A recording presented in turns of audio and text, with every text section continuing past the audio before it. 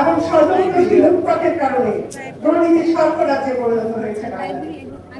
এক কথায় এক ব্যক্তি এখন ছোট ক্ষমতা, তত্ত্বাবধায়ক সরকারের ব্যবস্থা বাতিল, ভোটার শূন্য নির্বাচন, বিরোধী মত পথকে নির্মমভাবে দমন, খুন ও বিচারবিহীন হত্যাকাণ্ড, রাষ্ট্রের পোশাকি অপোশাকি কার্যসমূহকে দৈর্ঘ্যকরণ, মানবাধিকার লঙ্ঘন এবং ব্যাপক দুর্নীতি ছিল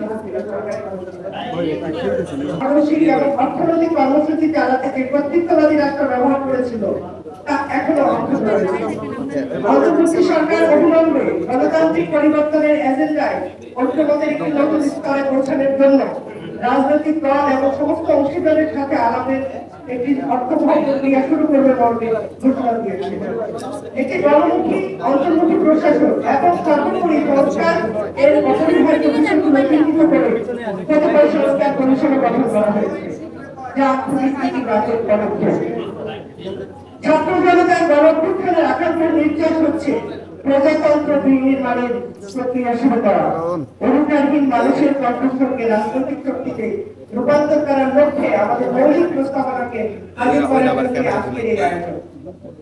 প্রিয় বন্ধুরা, 1971 সালে বাঙালিত্বকে কেন্দ্র করে স্বাধীন বাংলাদেশ রাষ্ট্র আত্মপ্রকাশ করে, কিন্তু স্বাধীনতা থেকে এখন পর্যন্ত অপরিবেশিক ব্যবস্থার রাষ্ট্র পরিচালিত হয়ে আসছে। ফলে জনগণের সাধারণ ইচ্ছা এবং বিশেষ ইচ্ছা প্রতিফলন ঘটাতে পারে এমন রাষ্ট্র ব্যবস্থাপনা অনুপস্থিতিতে স্বাধীন বাংলাদেশের উপযোগী শাসন ব্যবস্থা কাঠামো গড়ে ওঠেনি।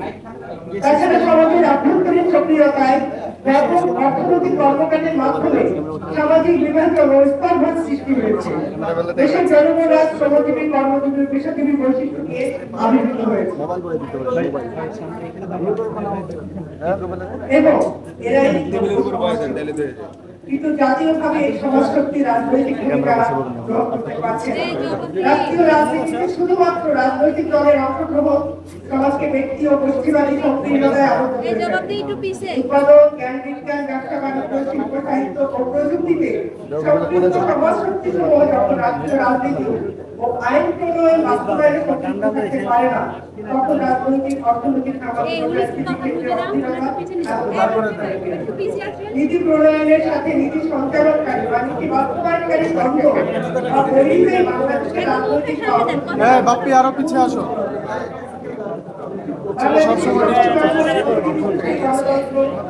গঠনতান্ত্রিক কাঠামো অর্থবহ ও কার্যকর করতে হলে রাজনৈতিক দলের নির্বাচিত প্রতিনিধিত্বের পাশাপাশি শ্রমজীবী, কর্মজীবী, পেশাজীবীদের প্রতিনিধিত্ব ভিত্তিক আইন প্রণয়নকারী সংস্থা গঠন অনিবার্য হয়ে পড়ছে। রাজনৈতিক দল এবং বহির্ভূত অদলীয় সমাজশক্তির প্রতিনিধিত্ব নিয়েছে গণতান্ত্রিক ব্যবস্থা, তা হল অপরিবেশিক খাতে গণতান্ত্রিক ব্যবস্থার বিকল্প অংশীদারিত্বের গণতন্ত্র। এই ব্যবস্থা ক্ষমতা কর্তৃত্ববিহীন আরো গণতান্ত্রিক প্রক্রিয়া শুরু করবে, যা সমাজের সকল অংশের মানুষের আত্মমর্যাদার বিকাশের উপযোগী রাষ্ট্র ব্যবস্থা করবে।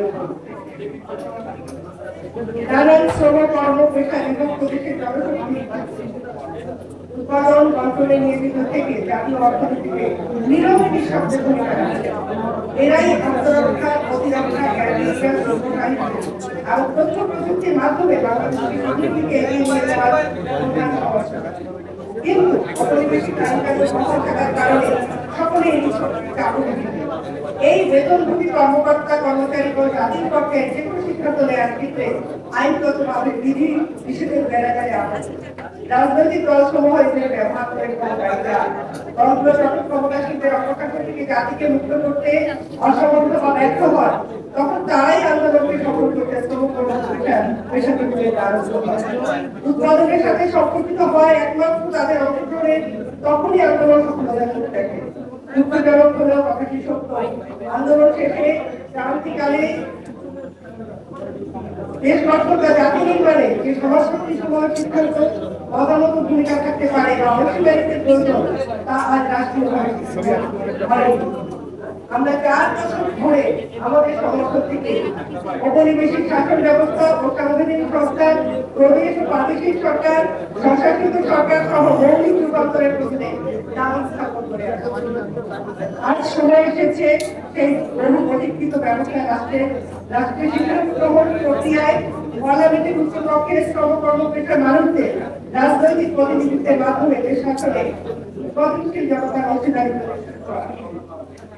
জাতীয় সংসদ প্রশ্নে আমাদের সংগঠনের প্রস্তাবনা হল বিদ্যমান এক